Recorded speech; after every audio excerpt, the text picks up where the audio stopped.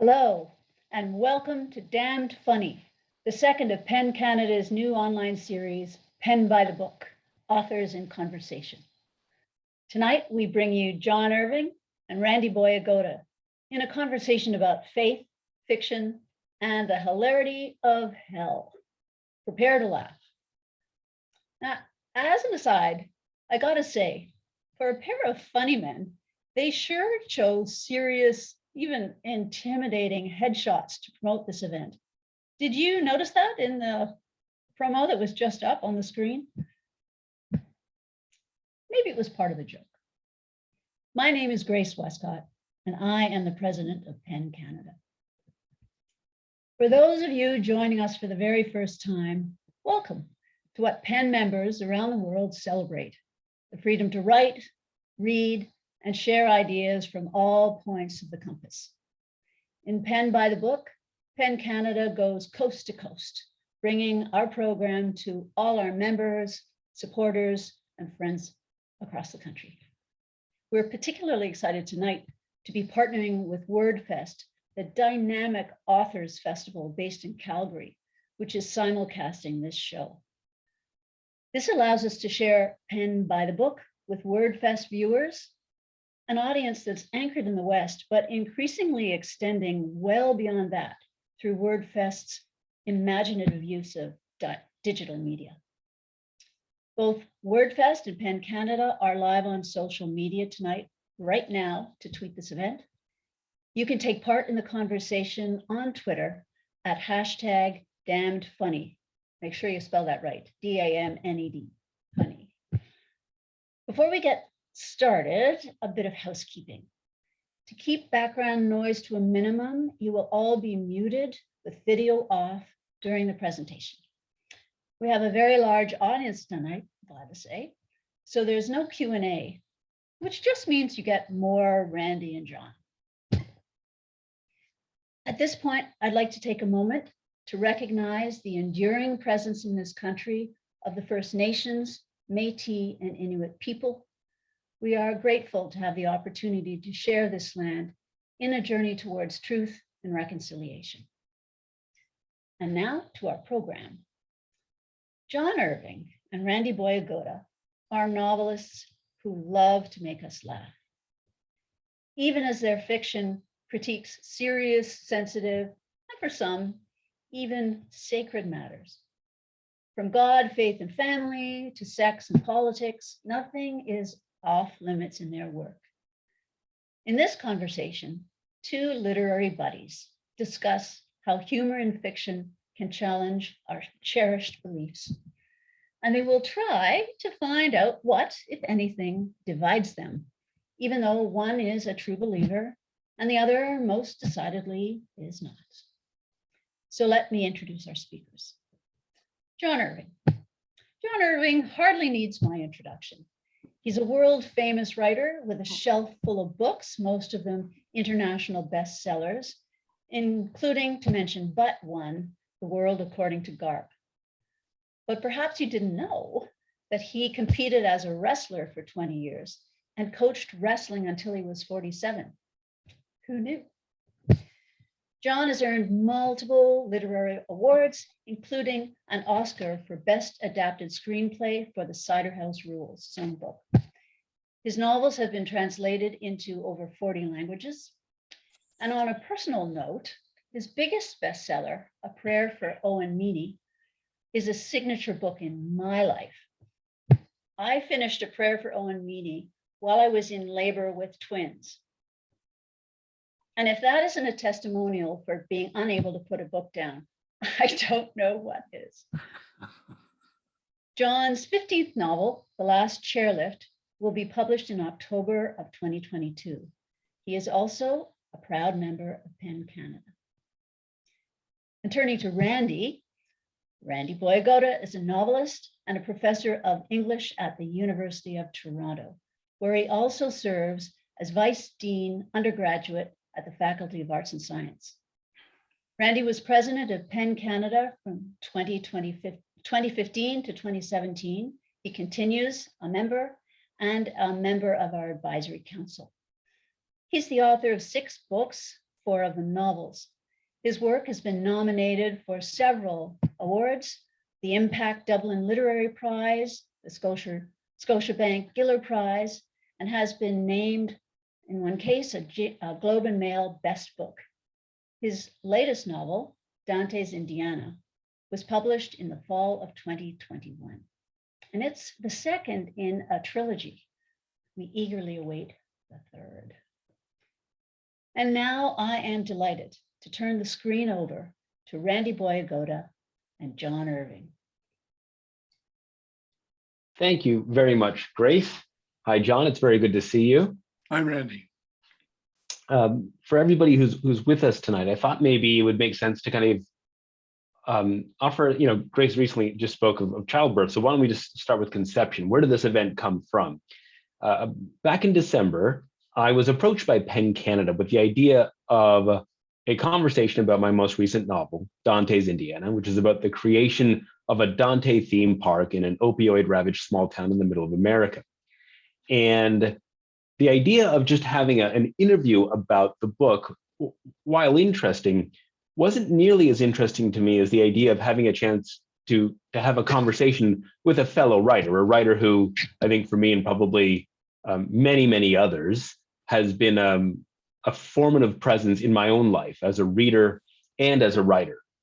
In the meantime, John and I have been kind of going back and forth about matters related to comedy and faith, among other things, over the past few months. So I asked John, and he very generously agreed to a conversation about faith and fiction and why hell is indeed so funny. And so what we're going to do now is just have a conversation. We each have a couple of questions that we wanted to kind of ask each other and get things going. And my question, John, has to do with the following. So to stay with what Grace was just talking about, A Prayer for Owen Meany, a book I recently reread with great pleasure, was something I read at a much earlier point in my life. And when I read it, at that point, I had two very strong reactions. Number one, here is a writer who takes faith seriously. Number two, here is a writer who finds faith very funny. And this intersection was, to me, really crucial, John. This sense of somebody who takes religion, takes faith seriously, and then finds it really funny. That really affected me as a reader, and it really, I think, helped me become the kind of writer I have become. But my question to you is, where did this come from for you? Why do you take faith seriously, and why do you find it funny? Why that combination? I think the proposition I put to myself when I began A Prayer for Owen Meany was itself a kind of comedy.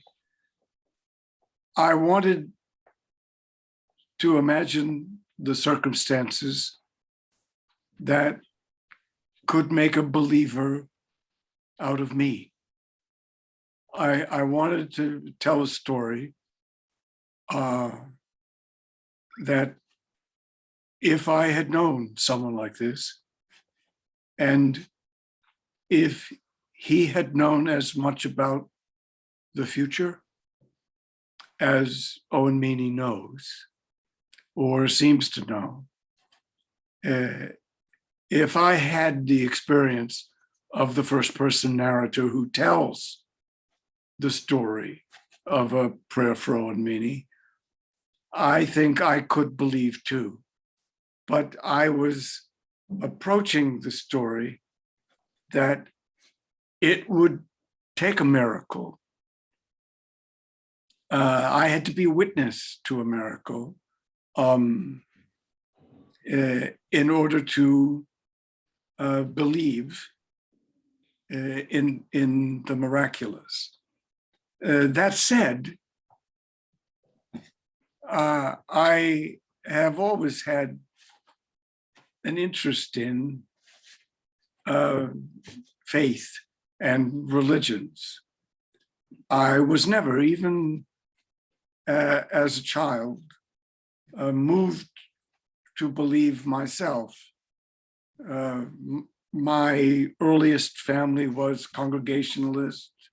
When my stepfather came into my life, I tried out the Episcopal Church, the Anglican, we'd call it in Canada. It wasn't that. It was other people's religions that interested me. I was fascinated by many of the overlapping similarities between the world's very different religions. I took a lot of religious history and religious studies courses, both in prep school and later in university. It was always a subject of interest to me. So why was it funny to you? In other words, so much of what is serious in Owen Meany is at the same time really, really funny when it comes to religion. Well, it was necessary to make Owen funny to others. He's peculiar. He's peculiarly small. He wants to be a soldier, but he's too small to join. I thought of the comic qualities of the character with the foreknowledge that he would not have a comic fate. What happens to Owen is truly awful. I'm a worst case scenario writer in that sense. I'm funny until it isn't funny. Do you really? But hang on though. Do you think Owen thinks what happens is truly awful? No, I think Owen believes that what happens is what was always intended. And his conviction that what happens to him is intended and is the way things should be, is what makes him so persuasive. It's from the opening sentence, I'm doomed to remember a boy with a wrecked voice. Not for a lot of sensational reasons, but because he makes me believe in God. That would make you remember someone. I remember reading the New Testament, reading the disciples. I thought if I'd been a witness to all of that, it would have changed me too. Sometimes cynically, I felt sorry for them. But the fact that Owen Meany is comedic to the outside world, but takes himself and what he believes very seriously. Well, there's comedy in that too. I can't tell you. I don't know why A Prayer for Owen Meany is my most popular novel in every language. There are novels before it that have had longer to sell more copies. But in every language, Owen is the one. And I don't have the statistics. Is it because it's a religious novel? Many of the people who've written me about it were themselves religious. Is it because it's funny? I don't know. I don't distinguish among my books that way, but it's a statistic. It's a book it's a mid-career book, but it's won the most number of readers over. I That's a miracle. I'm the last person to tell you why.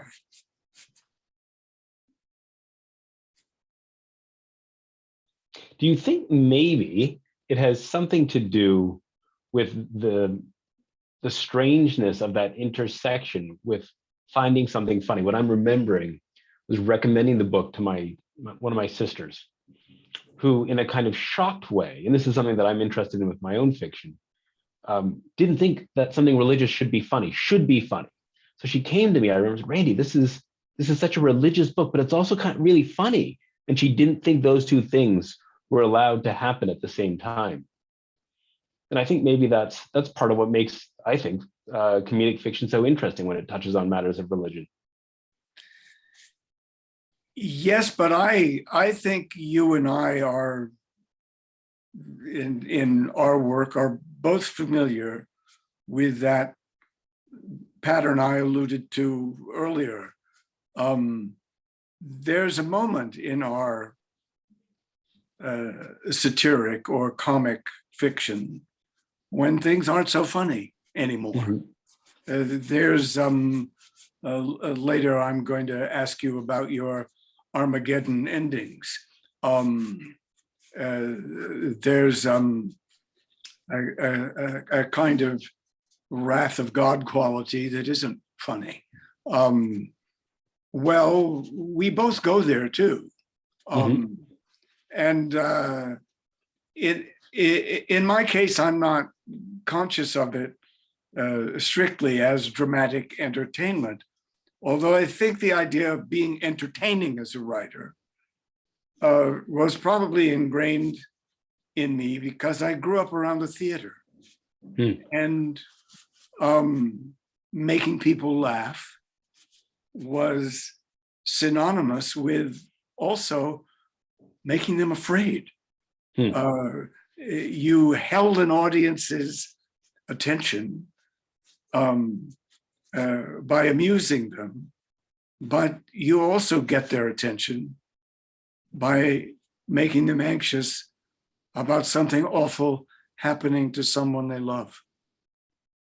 I think my version of that would be growing up around ethnic people and having that same experience, right, of kind of terror and confusion, and then watching it play out, and then being a child who could kind of go in between what I'll call the immigrant world and ethnic world, and then a kind of wider world all around me with mutual confusions that I always very much enjoyed. I enjoyed translating them, and then I enjoyed what was going on in my head as I was watching these confusions. Right. I think when I was growing up and thinking about wanting to be a writer and then trying to be a writer, it was the greatest source of reliable comedy among my friends was whenever I told anyone I was going to be a writer. My friends all thought that was the funniest thing they ever heard. It seemed so completely unlikely, given the fact that I was always in every school I was in, one of the slowest, last to get it students in the class. But I think there's a part of being a writer that contributes to being the last to get it. We put things together slowly.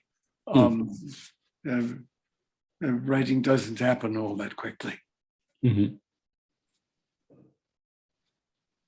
Do you want to talk about Armageddon? Well, we both seem drawn to a great example of Armageddon. Your epigraph for Dante's Indiana quotes Captain Ahab crying from the whaleboat. The hearse, the second hearse. In my new novel, there's a chairlift that is described as a hearse awaiting hearse. And there's a grandmother who starts reading Moby Dick to a 12-year-old. He's 14 by the time she finishes the novel. What's funny is there's nothing funny about Melville. You and I seem drawn to him. I can make a couple of guesses as to why, but Moby Dick isn't a satirical novel. No. Not at all. And yet, as I said to you before, I think your Dante would have loved what Melville said about death in Moby Dick. Death is only a launching into the region of the strange untried. Well, Dante's Inferno is a pretty good example of the strange untried. Yes. It's a trip in the strange untried. So is your original Prynne and your Dante's Indiana. It's a trip of strangeness. It's a so that that's a start. But you say from the get-go in Dante's Indiana that there's every intention behind this unlikely theme park, a Dante theme park. There's every intention to put the fun back in the fear of God. Well, there's a lot of fear of God in Moby Dick with not so much fun. Starbuck, who's kind of a pill, doesn't care for Captain Ahab taking vengeance on a whale that took off his leg. Vengeance on a dumb brute, as Starbuck says, seems blasphemous. Well, Starbuck is right about Ahab, but he's wrong about that whale.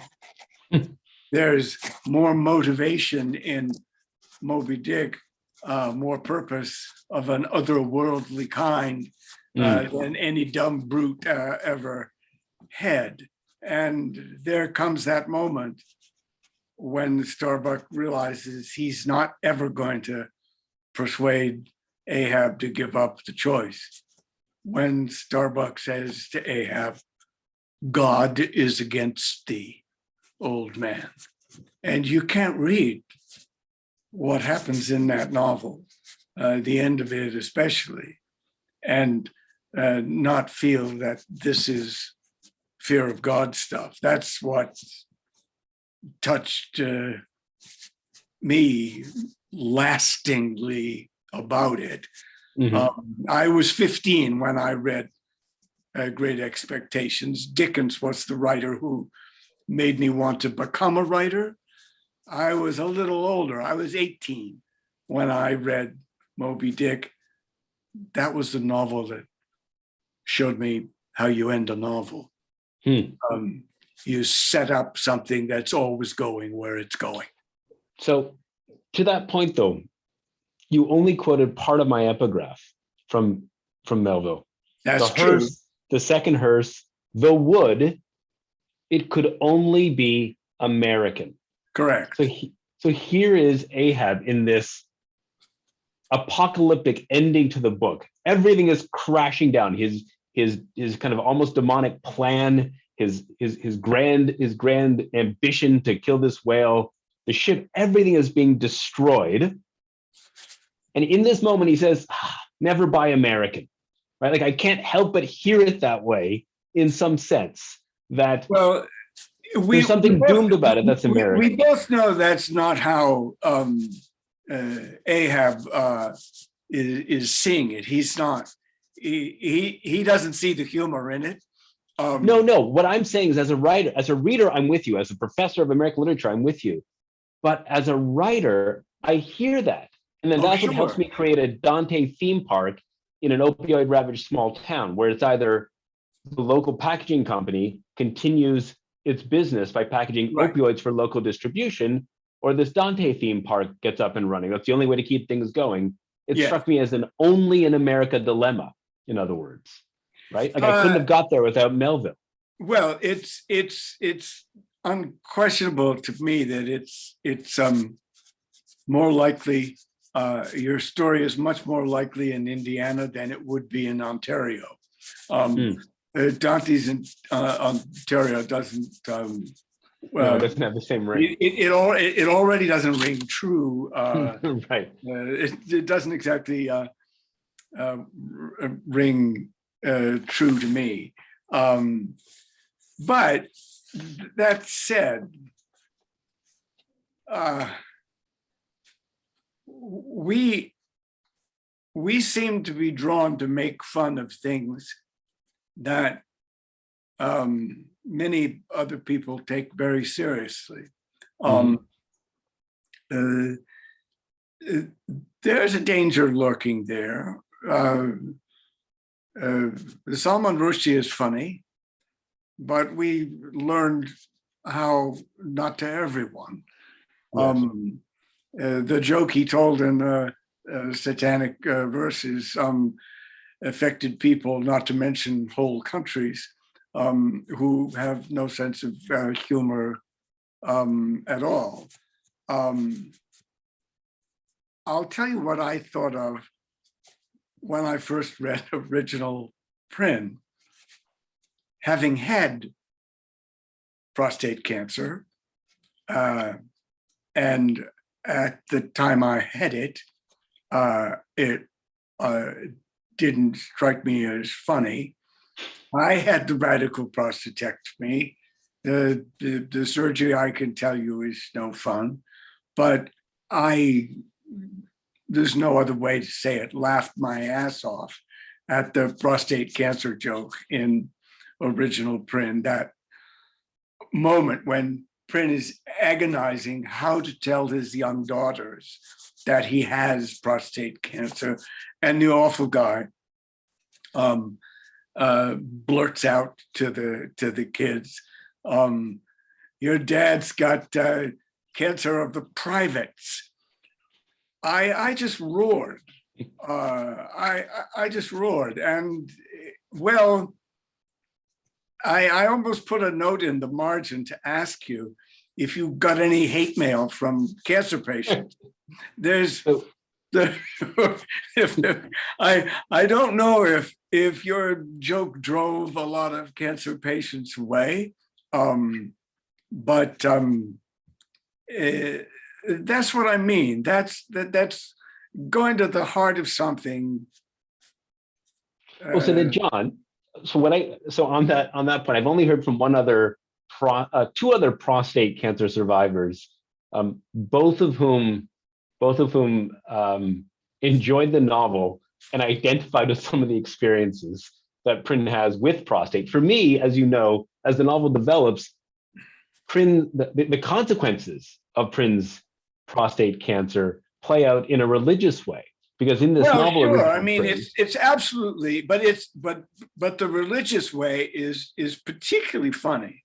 That gets us into the whole God's plan business when Prynne is wondering if God all along gave him prostate cancer so that he can manage to work with his sexy ex-girlfriend, aggressive ex-girlfriend, and save his family, and somehow on top of it all save Middle Eastern Christian orphans. That's a lot to lay on God. Or on a prostate. That's a terribly ambitious plan. And of course, the orphans turn out to be a scam that leads to a terrorist attack. And that conveniently kills Prynne's ex-girlfriend. Well, you're having a lot of fun with God's plan. And that's what, I suppose you could have gotten hate mail from Gregorian chant camp people too. Is there really? Tell me so I don't wake up at night and think about it. There really isn't a Gregorian chant camp, is there? Um, I hope not. Port Perry, Ontario, every summer, a youth Gregorian chant camp. If I'm not mistaken, my children were once Really? invited to. Yeah, absolutely. Oh my. I know it could be a setting in a John Irving novel, couldn't it? The Gregorian chant Well, camp. it not only could it, well, but you didn't hear from angry Gregorian chant camp people, I trust. Well, I got a lot of letters in on thick vellum in calligraphy Latin. I couldn't really make them out. Maybe that's what it was, John. I don't know. Listen, don't you think? Okay, not to brush religion aside, that's impossible. Don't you think, though, that part of being funny as a writer necessitates your ability to make fun of it? Absolutely. I mean, that's a part of it, and I love the business. I love the business of Pryn getting an older graduate student girlfriend who's 5 years older than he is, who is someone who doesn't want children. She doesn't appear to eat. She's a New Yorker, and I think you say she's sort of Jewish. And all this, Pryn hopes, is going to show people that he's somehow more than a good little Catholic boy from Canada. Well, aren't you taking a comedic or satiric look at yourself? Aren't you in your heart of hearts, or part of your heart of hearts? You are a good little Catholic boy from Canada, but you're holding that up in the mirror of comedy too, right? Well, absolutely. I think if you're going to poke fun or take shots at others, you need to take shots at yourself. You need better, to do so. you better do it. Yeah, You better viciously. You need to be kind of tougher on yourself than anybody else in some ways. So my version of that from Owen Meany would be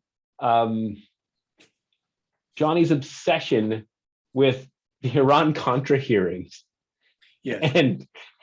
And the lack of Canadian media coverage of them.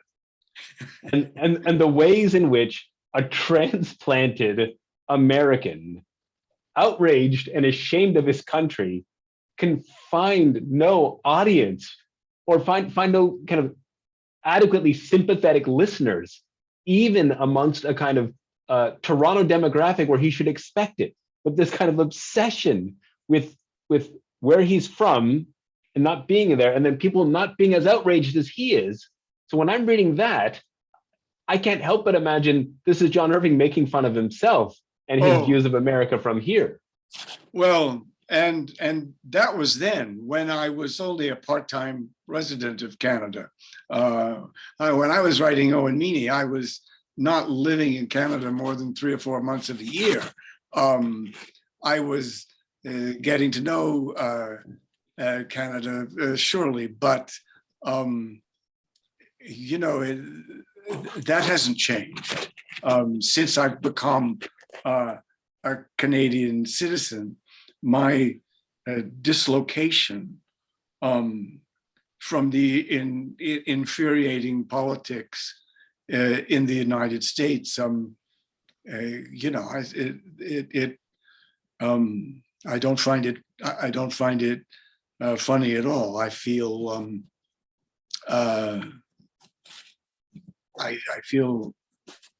I think somehow more outraged than if I was there. But John, I'm curious though, and we'll see when the new novel comes out in the fall. Not knowing much about the actual plot, but you might be outraged as a person, and we've had moments together at U of T where you've come in and addressed classes, and we've talked about this in that context. but I don't think you would ever be outraged on the page. You would make fun of it on the page. I hope so. Well, you see, that's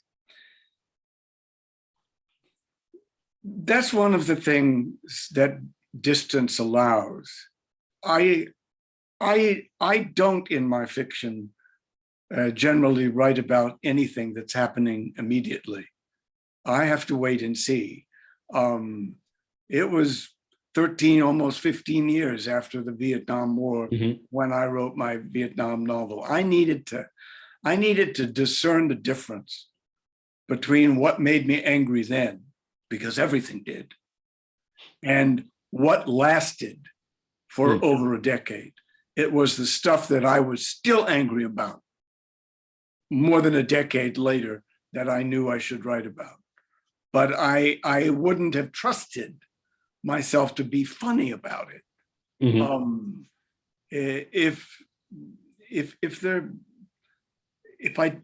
I didn't have the advantage of hindsight. Yeah. I've lived outside of the United States to compare myself with most other American writers I know. I've lived outside the United States more than other American writers I know.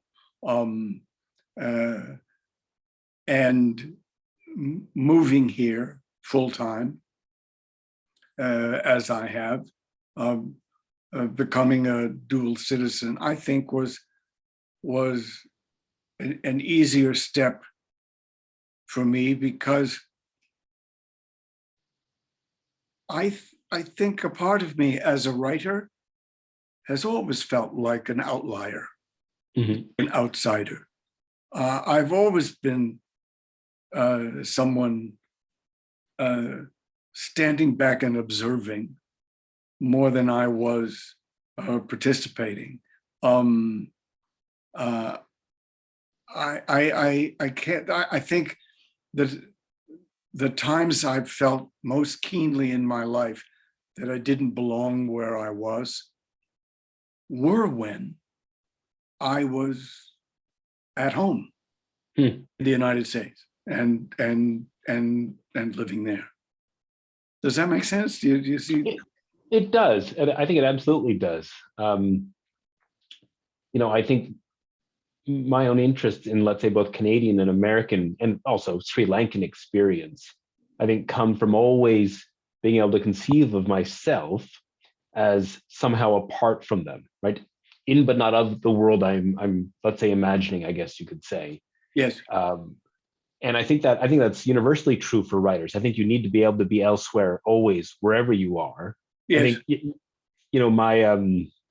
my sense of this, which I very much identify with now as a husband and family man, would be the story of Mordecai Richler. I think he had 5 or 6 children. And I think it's in Charlie Form's biography that he reports that the children could tell that even when Mordecai was at the table with everyone, he really wasn't there. Meaning he was working something out. And I think that's a version of what I think many writers have. And so for someone like me, now that I'm writing this trilogy about a bike riding Sri Lankan Catholic English professor in downtown Toronto with a wife and 4 children, it can be rather difficult to be surrounded by a wife and 4 children as a bike riding Sri Lankan Catholic English professor and not be working. So I got in trouble. I got in trouble once in a very clear way, John. In Dante's Indiana, at one point, Prince living away from his family, right? There's some estrangement that's happened. And then his daughters come to visit him. And he notices that the older 2 girls have been waxing their lips. And there's marks here, that evidence that they've been waxing their lips. Yes. And Prin, in a kind of, middle-aged father way, starts to kind of wax melancholic when suddenly did he have teenage daughters. And it's hard not to admit direct autobiographical observation helped me come up with that scene. Sure. And I got caught. My wife got pretty upset at me for that one. Yeah, your own children and their waxing. their private habits and utterances are supposed to be off limits, although my second child, my younger son, Brendan, has forgiven me and never held it against me for long, that the undertoad, the mysterious monster in the world according to Garp, was entirely Brendan's. It was entirely Really? his actual misunderstanding. I noticed one day we had a beach house on the South Fork of Long Island, and I noticed one day that Brendan was hanging back from the water and staring fixedly into the ankle-deep waves. And I said, "What are you looking for?" And Brendan said, "The undertoad. Does it bite? How big is it?" And I realized that all the years I've been warning the boys, watch out for the undertow, watch out for the undertow. He had, from that, conjured a monster of the deep. What does it do? It pulls you out into the deep water. Well, that sounded like active mischief, right? Yes. And so, yeah, I know that feeling.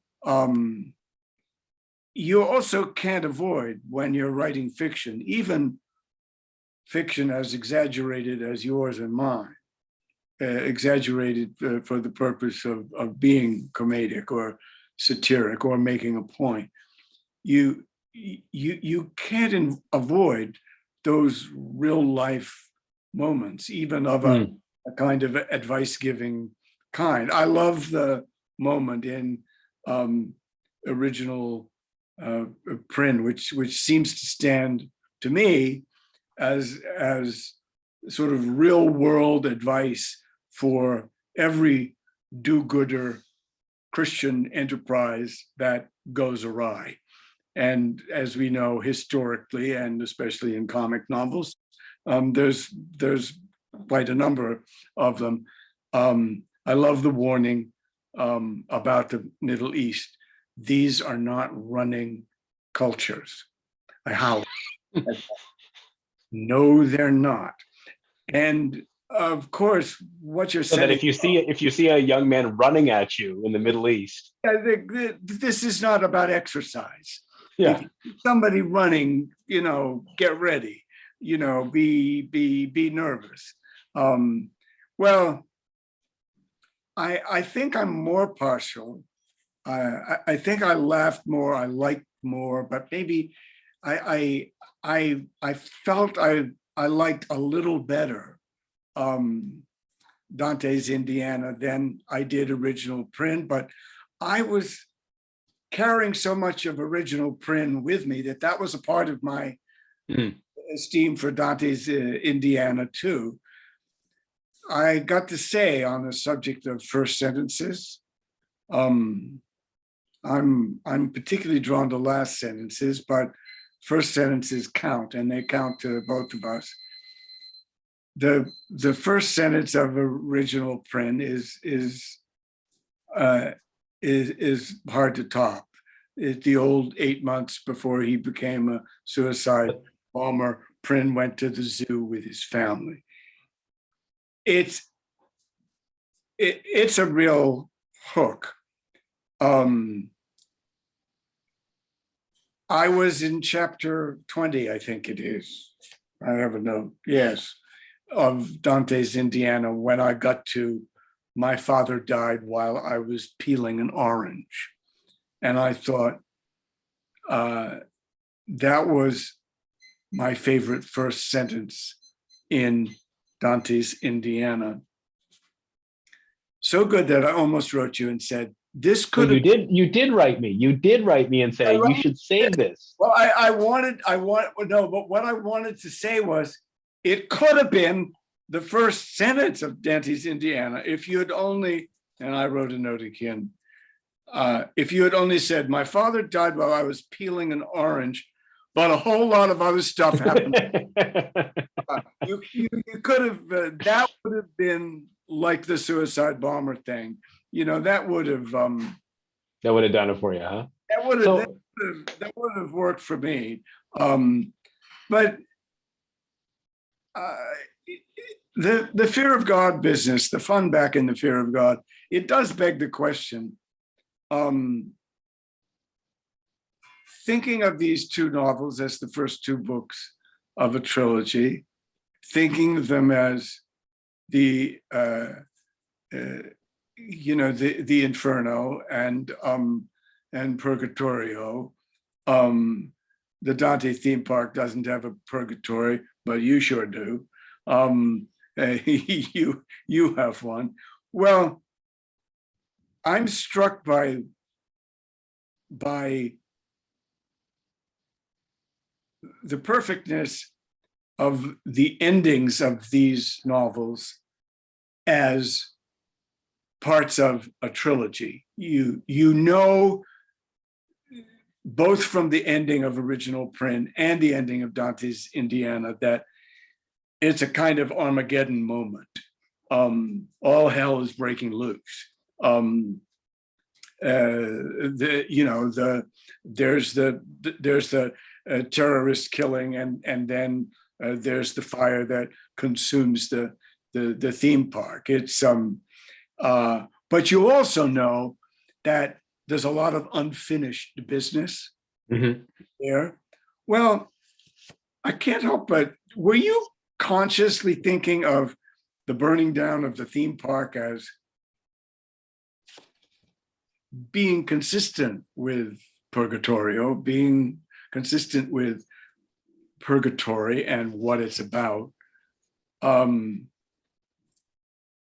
I stop you right? I'm thinking of it, this is like a kind of purifying act. Yes, thank you. It's like, not only is purgatory for suffering, paying for your sins, yes, but it's supposed to be, that is, if it works, if you get purgatory, okay, it's supposed to be purifying, right? Yes. So the reason why I'm trying desperately to cut you off is just out of sheer excitement that you are the first kind of notable reader to acknowledge that it's a purgative fire at the end of Dante's Indiana, that the terrorist event in Original Print is... So well, never have I wanted a theme park to be destroyed as much as... But just that sense, though, and this actually kind of speaks to the whole point of our having this conversation.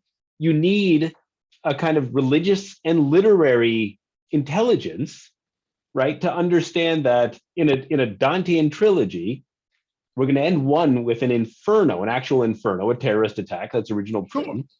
But if it's going to be purgatory in the middle book, then it should be a refining and purgative fire.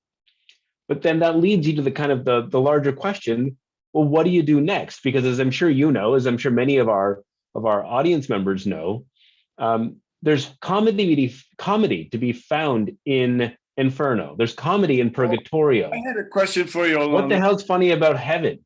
Yeah, I had a question for you along those lines, which is, I hope you have a plan for paradise, and for Prin's path to God. But that may be harder to make funny. I know. And so, I think we're both, as writers, we're more into the hell and the purgatory than we are to paradises. So I'm very interested to see. Let me just think about that for a second. Let's go back to Owen Meany. I know we're getting near the end of our hour here, but I'm amazed at the multiple effects, John, that you bring to bear upon Owen's saving act and death. That there's something kind of like, first of all, as a writer, to watch the plot work out the way it does, the intricacy of it. In other words, I'm watching this event right in this airport, eventually in a bathroom, not unlike Original Print, I just realized, but in this airport, And I'm really aware of, there's no way this is going to happen. There's no way. Owen is wrong. His whole life he's been wrong. Wait, who are these children coming up? But they're here. They're safe. What could go? They're with nuns. What could go wrong? And it plays and it plays and it plays and it plays. And the thing that I find so intensely engaging about the end of A Prayer for Owen Meany is the fact that I'm kind of gobsmacked that Owen was right. I'm moved by his saving act. I'm at some level, I can't help but kind of laugh in an uncomfortable way at the kind of gruesome way that it all ends. And the clumsiness of the man who, kind of comes in there the way he does. But then, and I wrote you about this, the way that you describe the nuns, you as we all know, as a non-believer, as a non-Catholic, I am hard pressed to find someone who has written so lovingly about nuns, not the battle axes or yelling or whatever, or silly like a Whoopi Goldberg version, but the way that they care for Owen at the end of this book, all of those effects at once, right? So that, yes, I'm still smiling, I'm also amazed, but I'm moved. And I think that's where we want to get to, isn't it? With comedy, whether it's about religion or otherwise? I think that's absolutely true. The nuns were imperative, especially because in his childhood, Owen constantly makes nuns. He calls them, he demonizes nuns. He calls them penguins. Penguins, yes. He's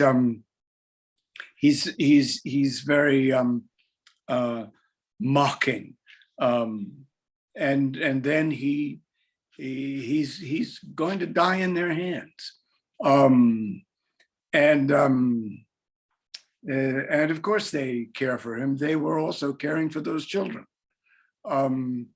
So the simultaneity of those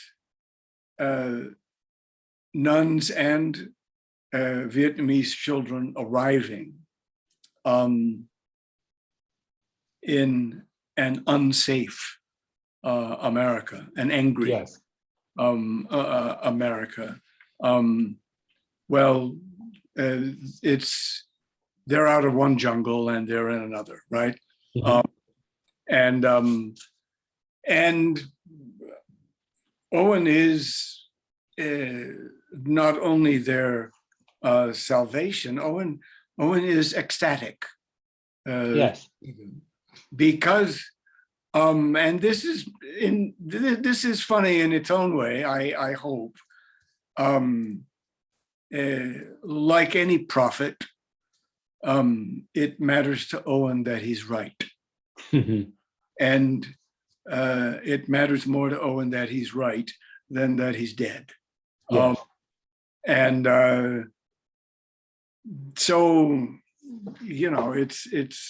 that's an important moment. So I'm curious, part of the gambit of original print, and this speaks to your love of and mastery of first lines, was I begin the novel 8 months before he became a suicide bomber. Prynne went to the zoo with his family, and then my goal was to make him a suicide bomber by novel's end.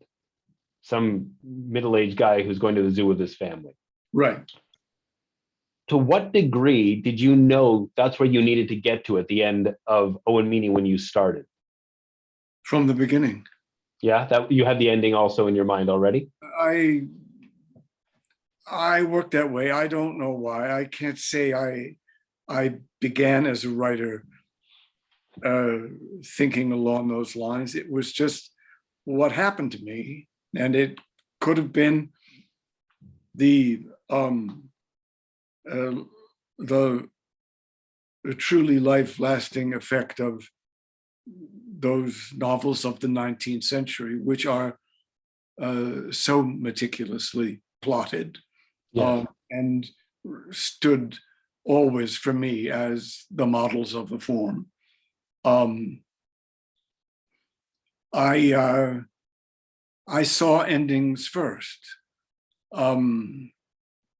I thought over time, after I wrote a few more novels, it would change, and I would be making up things as I go, which was so much my impression of most contemporary novelists, but different from my esteem and admiration for those 19th century novels I admired. So John, that really resonates because it's Moby Dick is a lesson on knowing how it ends. And that's what it is. Why is there a tattooed cannibal from the South Pacific? Why is that guy there? I mean, and he's there from the beginning. He's there before Ishmael gets on board the Pequod. He's in the inn, the guy. Why does he have to be a cannibal? Why does he have to be so strange? He's just a harpooner, but no, he's not a harpooner. If he were a Christian, he wouldn't have believed that he had seen his death. He wouldn't jump to that conclusion. If he didn't jump to that conclusion, he wouldn't have done what he does. He wouldn't have asked the ship's carpenter to make him a coffin. Yes, I see where you're going with this, right? If Queequeg didn't have a coffin, Ishmael would have drowned with all the others. I love that stuff. Yes. I didn't see where you were going with the Mormon heaven business. Did you in get Dante's Indiana? Did you get angry Mormon mail? No, friendly Mormon mail. Very friendly. It's the wife's Mormon ex-boyfriend. Well, that's a lot of fun. But where you're going, where you're going, that Charlie gets the idea for the theme park in Vietnam, and what happens to Charlie in Vietnam, that's not funny. No. The man in the hut who watches his children starve to death. Well, there's always a moment in your work and in mine where something that sounds funny to start with makes that sort of downward, takes a turn. The coincidence of the roller coaster named for one of Dante's monsters, the coincidence of it sounding like the black boy's name, the one who's killed by the white cop. I mean, bad luck for the roller coaster. Bad luck for the theme park. But totally credible, thoroughly believable that it could bring the theme park down. I think, John, I'm seeing Grace. I think bad luck for the theme park and totally believable is the best way to end this one. All right. Okay. Thank you. Yes, I'm appearing now as the angel of death with the grim news that we have to bring this conversation to a close. But what a conversation it has been. We've had everything: Gregorian chant, camp, cancer of the privates, the apocalypse, the great white whale, God's plan. And all in all, it was just divine. I'd like to thank you, John, and you, Randy, for a great conversation. And I'd like to thank our tech help, Teo Amory, and staff Teresa Johnson and Brendan DeCaries, and on social media, the fabulous Karen Walton. A big shout out to WordFest, our partner in delivering this conversation. Calgary's WordFest has live streamed and has kindly offered all attendees a digital doggy bag, which will include bonus extras inspired by the conversation this evening. They will have that ready for WordFest viewers tomorrow evening, and Penn will add a link to that next week on the Penn Event Damned Funny listing on our website and on social media for you to check out. So do check it out. For those of you who signed on through Eventbrite with Penn, please take a few minutes after this event to complete a short survey to tell us what you felt about it. And if you enjoyed this event, and if you're not yet a member or supporter of Penn, please consider becoming part of what we are and what we do. Go to our website, penncanada.ca, and look for join or donate. Penn is only as strong and our voice is only as loud as our community of writers and supporters, like John Irving, like Randy Boyagoda, like me, and like you. Thank you for joining us, and good night. Thanks, Grace. Thanks, John. Take Thanks, care, everyone. everybody. Good night, Randy.